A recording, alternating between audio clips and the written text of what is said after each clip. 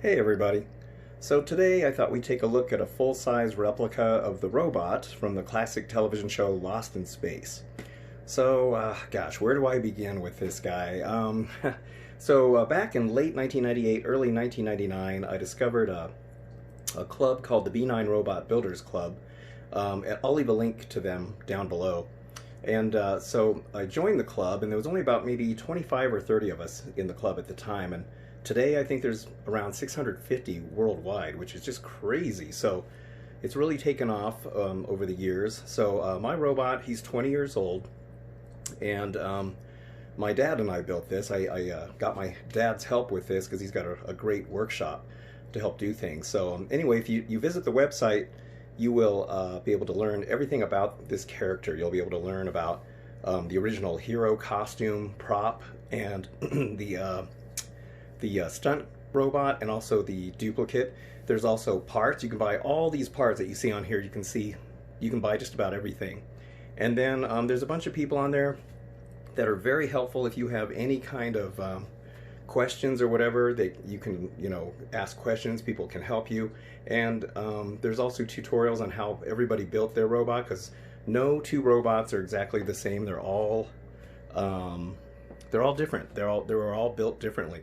So anyhow, my robot is old. Like I said, he's 20 years old. There's been a lot of changes in technology during that time. For instance, my robot uses a good old-fashioned boombox for his voice and a couple of CDs. Nowadays, everybody has a laptop and a Bluetooth that's transmitted to the robot, and then also there's hundreds of phrases on this thing called the IB9 software. And Dick Tufeld, who did the voice of the robot, actually made hundreds and hundreds of phrases. And, or, well, I don't know if it's that many, but anyway, it's all organized, and you can actually interact with people using the software. And then when we take our robots to shows, you can actually talk to people, and everybody has a good time. In fact, one guy on there, his name is Craig. He's probably got the most accurate robot inside and out. And I'm the only guy that's small enough and short enough to fit inside, and so they put me in there and lock me in, and then I animate the arms, and then I also wear a headpiece in here to operate the head stuff. And then somebody's off to the side doing the voice, and we have so much fun with people coming in, and I pose with pictures with people, and the kids are just goggle-eyed because he's huge and he's big, and we've had a lot of celebrities come into the room too, and I've posed with a lot of celebrities in Craig's robots. We've had so much fun. So it really opens up a lot of opportunities for a lot of fun stuff. So anyway, you can check it out. They're also on Facebook too. I'm not on Facebook, but there's probably more stuff going on Facebook with that. And there's also an email list which is getting updated soon. So you can join all kinds of different ways you can contact everybody and talk to people. All right, so let's see. Where should I start? So so I started when I decided to build this. I just started buying pieces and parts here and there, and when you do this, if you're going to do something like this, you have to research everything and just kind of you decide if you're going to start from the bottom to the top to the bottom. A lot of people either do the top to the bottom or the bottom to top. I ended up starting at the top because the upper half of the robot here is the most complicated. You got a lot of stuff going on in here, and there's a lot of bits and bobs and electronics, and I don't know anything about electronics, and so I can solder stuff together, and that's about it. So thankfully, and I wasn't going to make my robot light up or talk, but I decided that well, thankfully a couple of guys on the website really helped me out. So because of that, I was able to get him to talk and light up, and actually I'll turn that on here in a little bit and show you what he sounds like when he talks, and show you how the neon lights up, because he's pretty loud and he tends to interrupt me, so so I will show you that a little bit later. All right, well, let's start with the bottom down here. So now my robot, he's mounted to this base, and this base is made of birch, and we've got him mounted to this. And actually I'll show you a picture of how we got him to stand up, because 20 years ago there was really no support system on the inside here. Nowadays I think there's a metal frame that goes inside here, and it actually attaches to the wheels on the inside, and it's all welded together. But since I didn't know how to weld, we had to come up with a different way to support the robot. Okay, so now here you can see that the wood base here is the wood base that we have the robot on, and then what we did is we used these big thick ABS pipes, and so there's 2 in each leg, and then we have them mounted to these couplings. They're like plumbing couplings, and there's everything's bolted on there. And then so that's what's down inside his tread section right here. And then we made a sub waist plate right here. So this is more couplings, and the tubes actually get attached to those. And so this sub waist plate is actually inside this first lip of the robot's legs right in here. So that's what's going on. And then the tubes run through the leg here. And then when you stack everything up, like you see here, this is before we got the tread sections all put together. You can see how that all goes together. But it's a nice, strong support system, and that's how we had to get him to stand up, because he weighs a ton. This guy he's so heavy. I think he's about 300 pounds. So we had to make sure that whatever we used inside his legs area had to be pretty strong. Okay, so then I just kind of decorated the base to give it, so it didn't look like just a piece of wood. I just put some railroad scenery on here, and then I even put gravel, and I don't know if you can see it, but I actually made tread section. I made the tread marks in the dirt here, so it looks like he rolled up on there. Okay, so then the treads here, these are metal. These are actually aluminum. And at the time, there was somebody making them out of steel, aluminum, and some people were making them out of wood. But I knew I wanted some of the stronger material. The guy that was making the steel ones kind of ran behind in his orders.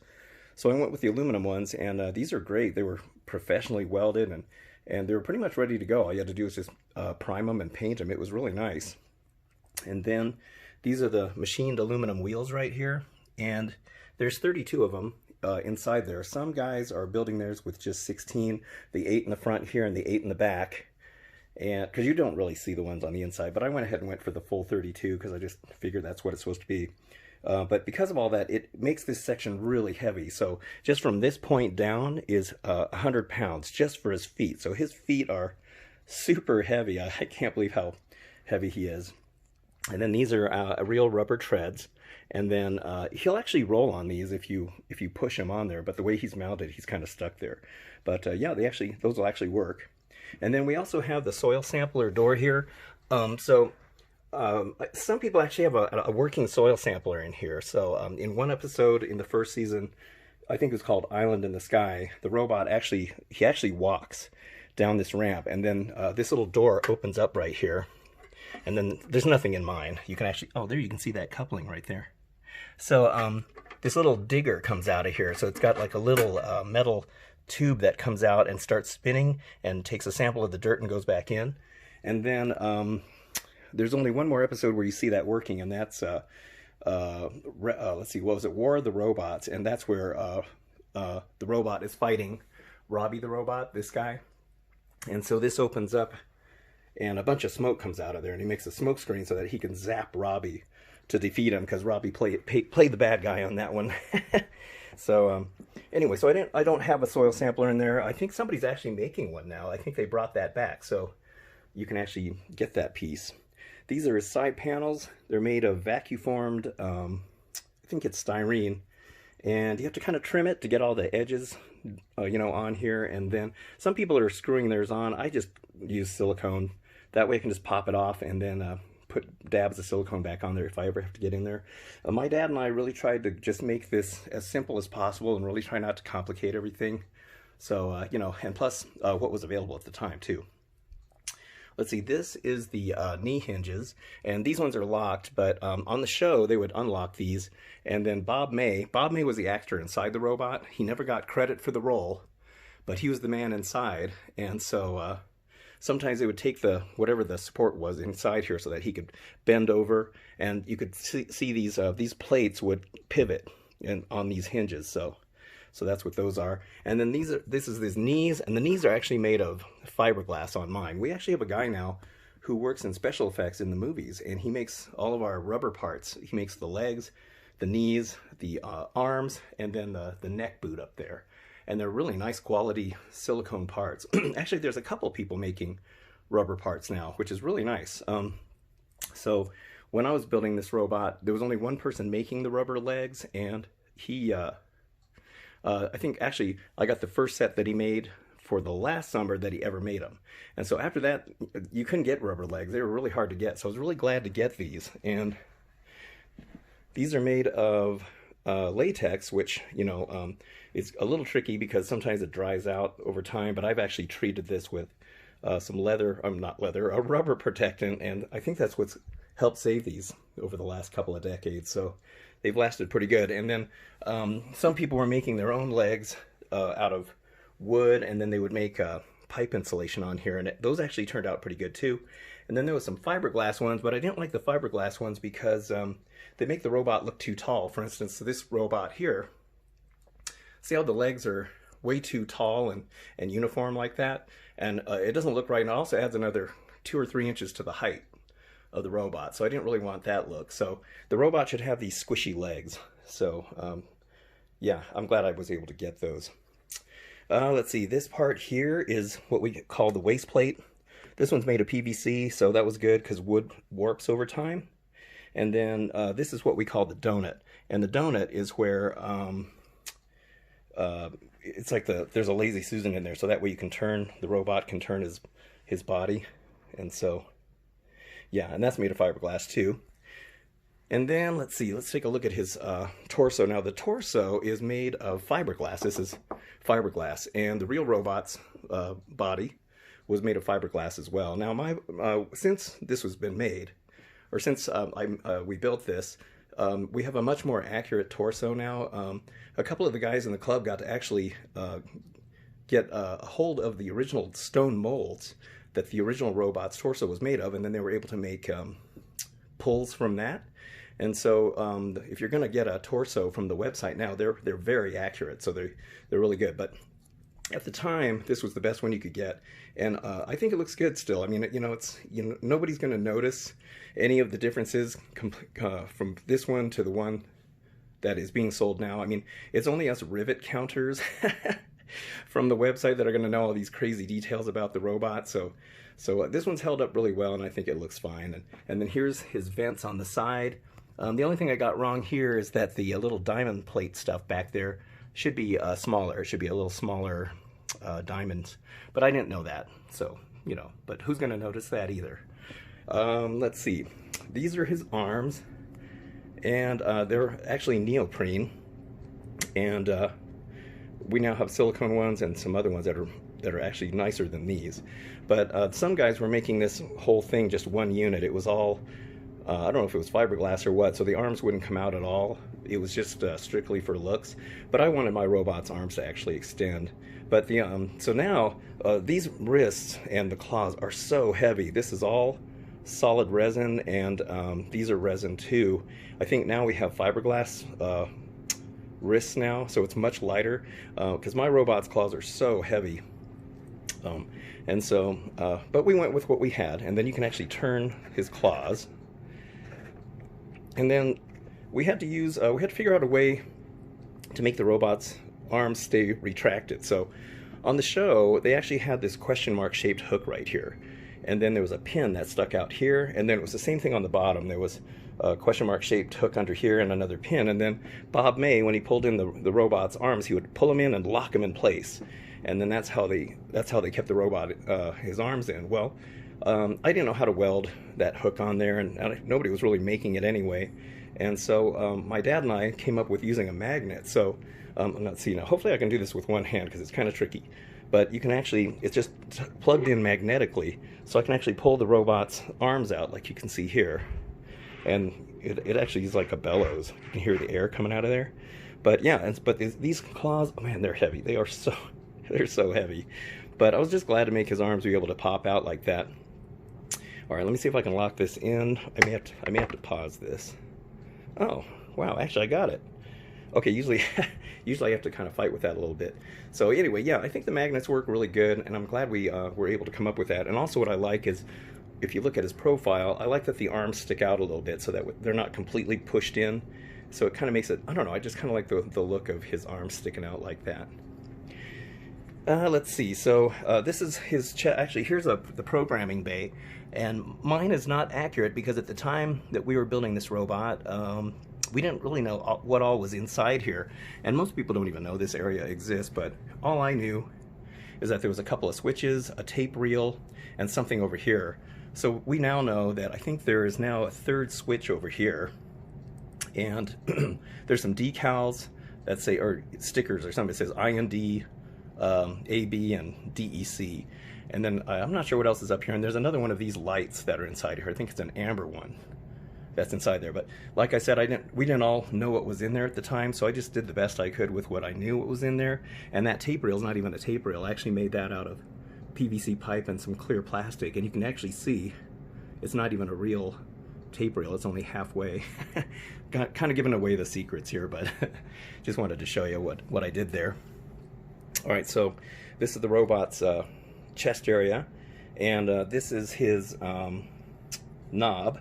And mine's just glued on there. It doesn't do anything. Some guys have their volume control on here. Somebody actually found an original knob that was used with there was a couple different knobs they used on the robot back then. The robot changed all the time over the different episodes. It just whatever the prop guys would do to change things, whether the colors of these lights would change or whatever. But this seemed to be the main standard knob that was on there. And a guy actually found one of these and made a mold of it. And then I got one from him, and I just painted it up to look like how it's supposed to. And then over here, that's the robot's microphone. And I have since gotten a nicer one now. This is actually metal. And eventually I'm going to probably try to see if I can put it on here. But I glued this on so tight that I can't get it off, and I'm scared to pull it because I don't want to, you know, rip the fiberglass or damage it. So I think it's just going to have to stay on there. But I kind of would like to get this one on here eventually. So, all right. And then you'll notice on mine, my robot's lights flash pretty fast, and they also flash in sequence. If you watch the show, the robot's lights are very random. They all just kind of blink in a random pattern. And also, when they first turn the robot on, all of his lights stay on solid, and then you'll start to see a few of these start to twinkle and blink. And that's because they used the old flasher bulbs back in the day where it had a heating element in there, and as it heated up, the lights would blink at their own rate, and so that's why it's much more random. I couldn't find those bulbs anywhere. I think now there's a resource that we have for those, but I couldn't find them. So thankfully, Radio Shack had this chaser light kit that I put together, and so I just used that. There was no speed control with it, unfortunately. That's why they blink so fast. But like I said, I wasn't going to make them light up at all, so I was just really glad to be able to at least get them to light up. And then I gutted these out so I could just put the LEDs in there. And they're super bright LEDs. At the time, those LEDs were expensive. They were something like $7.50 each. I think now you can get them for like 39 cents. It's my, how times have changed. So anyway, I'm glad I got those to blink and light up. These are his programming buttons, and I really love these because they were some of the first ones that somebody made where the text was actually laser etched. These are actually laser etched in there. Before that, everybody was using, you know, the rub-on transfers, and then you just peel it off and the letters are left behind. But these ones are actually nice because they actually have the laser etched text on there, so it looks really good. And it also had the color gels in behind there. And then once again, like I said, my dad and I were trying to make things as simple as possible. So the only thing that we did to make those light up is we used a 4-watt light bulb, and it's kind of suspended by a hanger that we bent, a clothes hanger. And then it's suspended behind that, and then we have a piece of wood that runs from this armhole to that armhole, and that's what holds it down. It's just totally, you know, very low tech, but it works. You know, I mean, nobody's really going to know how that works. You know, so that's what I mean. You can go completely crazy and make this kind of a thing really high tech, or you can just go really simple. You know, whatever you want to do. All right, this is the robot's neon, and these are actually real glass tubes. And this was probably one of the scariest parts when we were putting this together, because you don't want to break it. There was all kinds of horror stories of people breaking their neon, and so a lot of people were mounting the neon to that back plate there, and they were wiring it on there, and because it put uneven pressure on it, they would break their neon. So at the time, the best way to do it was we siliconed these in. So you turn the entire torso upside down, and then you put a bead of silicone along here, and then when it hardens, you just lay the neon gently on there, and that way it's laying on its own weight, and it's not putting any kind of pressure on anything. And they're in two pieces. You get this piece here, and then the top section here. and then you just kind of seal it in with another bead of silicone. And if I had known they had black silicone at the time, I would have used that because I would have looked much better. But I didn't know they had such a thing. But I suppose I can always paint that if I need to. But anyway, yeah. So that's the neon, and so that was kind of scary to work on. Okay, let's see. Let's go over here. So over here, this is my favorite part of the robot. It's the power pack. And the reason I like the power pack so much is because the robot looks, you know, so sleek. And then you got this kind of odd, weird thing that's stuck to his side that's this exposed piece of electronics. And of course, the power pack became such an integral part of the show because Dr. Smith was always pulling this out when the robot was going to tell on him or try to keep him honest. And so this isn't actually the original one. The original power pack I have was this one. This was the first one I actually had. It was actually the first part that I ever bought. And I've had it on the robot for many years, but it's not accurate. For instance, here, if you look at the side, let me see if I can focus on this. But see, there's more detail on this one, and this one is lacking all that detail. And then over here, there's some detail, like a little plug right in there, and this one doesn't have any of that. So that's why I eventually found this one, and this was actually a kit that you had to put together. And the cool thing about this one, though, I'm not sure if you can see this, but there's actually an autograph on there. Mark Goddard, who played Major West on the show, he was here 3 years ago, and he was at one of the shows, and a super, super nice guy. I got to spend the whole weekend with him. We had lunch together. He told me all kinds of cool stories about behind-the-scenes stuff, and also how much people were making and all kinds of stuff like that. And then I was inside Craig's robot, and he came into the room, and he did a little kind of question and answer kind of thing. And we had a lot of fun. In fact, there's a video of it here on YouTube, and I'll put the link down below. I think the user is Jeff Chrislieb. He's a friend of mine, and I wish he would have gotten the whole thing, because you could see Mark actually putting the power pack in, and I was inside there all quiet. And when he puts the power pack in, I make the robot come to life, and Mark starts telling all these funny stories. The background noise in that video is really noisy because there was a lot of people in that room. We had developed quite a crowd when Mark came in there.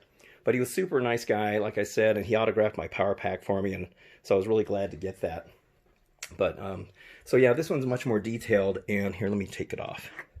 So you can take this off, and hopefully I can get this. Hang on just a second. Let me see if I can get this to focus better. All right, there we go. So now you can see all the little components inside there, and it's full of all kinds of stuff. So I soldered all those in, and then I soldered all the little solder points on the back here, and then of course you got the headphone jacks. And so this is exactly what the power pack looked like, and it's one of the more elusive pieces. Here, let me see if I can put this on. It's one of the more elusive pieces on the club. It's always kind of bent. It was elusive back in the day, and it kind of still is. And also, it's a rare piece to get. This frame is made from an old 1950s or 60s military computer, and it was actually a data card that plugged in, and the guys would just, the prop guys just cut off the pins right here. And I have an original frame, actually, and eventually I'm going to probably put the frame on the existing components here. But it's kind of a rare thing to get, so I was really happy to get this kit because they didn't last long, and the two guys that were making this, they just kind of disappeared, so we don't know what happened to them. All right, so now let's turn him around here. All right, so now let's come up to this point. So this is the robot's collar, and it's made of 108 hand-bent pieces of acrylic rod. I think somebody now has somehow done a study and found out there was only 96 or 98 of these, but we, for the longest time, thought it was 108. So mine still has the standard 108, and this is actually where Bob May looked out when he was inside. The actor that was inside the robot, that's where he looked out, and that's where I look out when I'm inside Craig's robot as well. And Bob had some makeup on his face, so you couldn't see him inside there, but Craig has this nice, it's like a black cloth that's in there, and I can see out, but people can't see in, and it works really good. So nobody really sees me inside there, but it's pretty neat. And I always like the collar. It's kind of a cool looking piece, the way it catches the light. So I thought that was cool. And then this is the robot's radar section. And at the time, there was only one guy making this part. His name was Danny Copen. And Danny, if you're out there, thank you. I still got your radar section. We now have some that are made of acrylic. It's a kit, and they look really nice. So, but yeah, and then these are the ears. And they're colored on one side here, and then they're silver on the other. And that's how they're supposed to look. And then you got the yellow on this side. Same thing, silver on the one side and yellow on the other. And then, oddly enough, in the third season, for whatever reason, they flip-flopped these. So the red was on that side, yellow was on this side. And I'm not really sure why. There was, like I said, there was things that changed on the robot all the time, just like the color of these. The green suddenly became over here, and the pink was over here. And it was just kind of bizarre.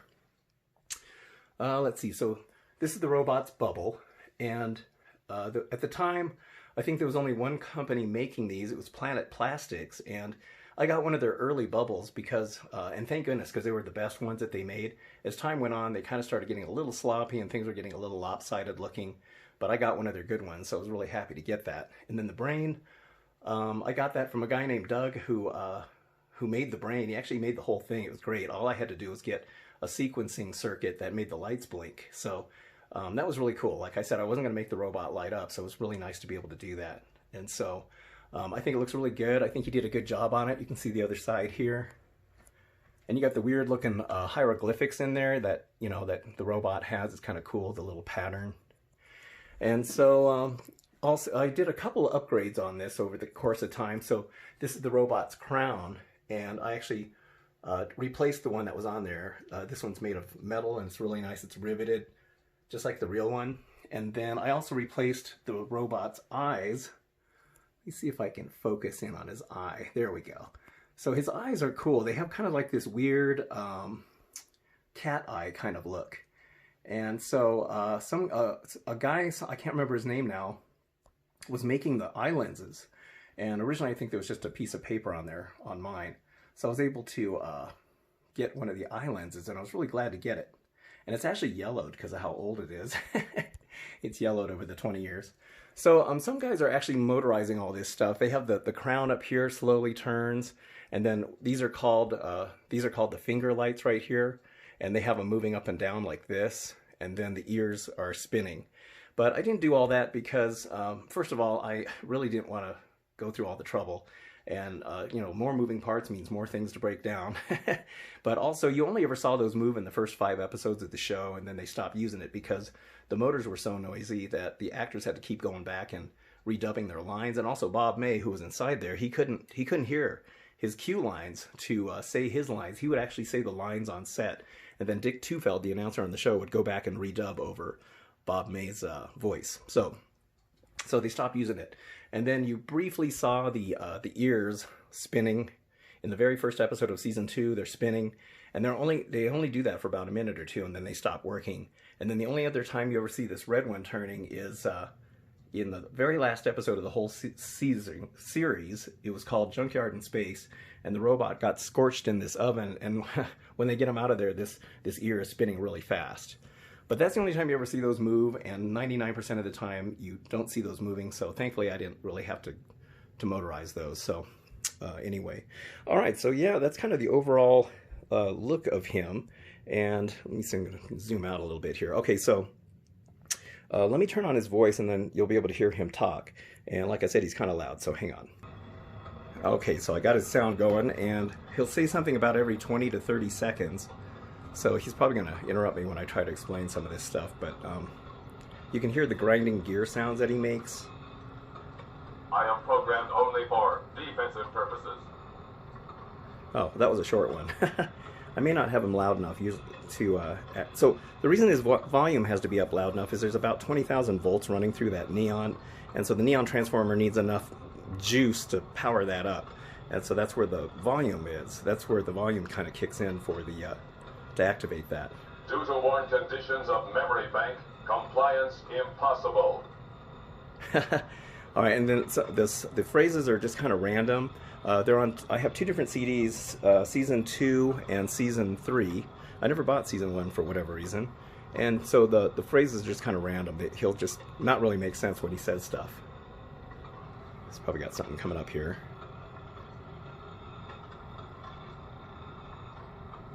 Any second. wish to find Dr. Smith. He insults me. I love it. He's got some pretty funny sayings. So the CD is designed to have 2 channels. So on this side you can hear the sounds.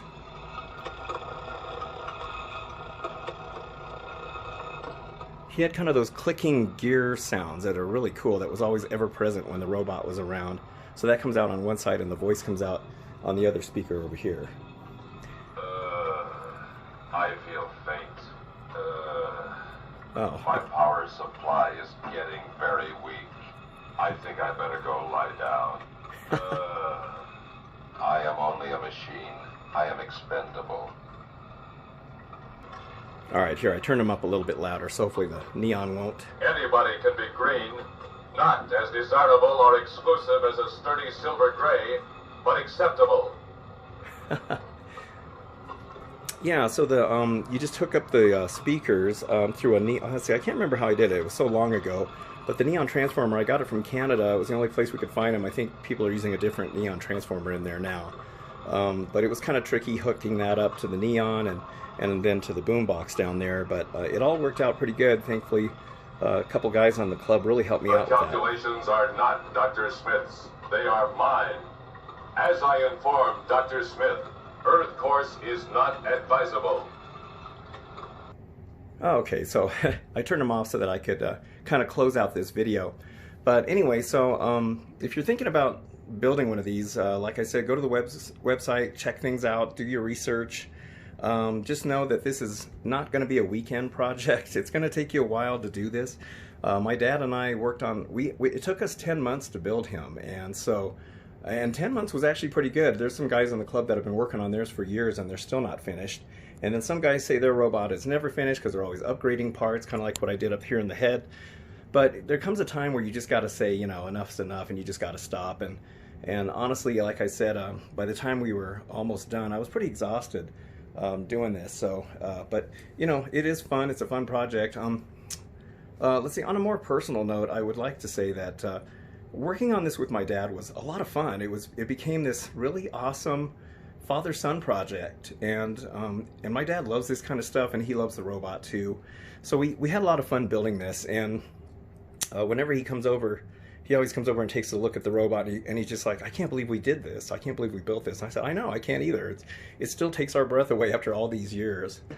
And then on another personal note, at the time we were building this, I was kind of going through a rough patch. I had lost my best friend. His name was Kyle, and it got really bad.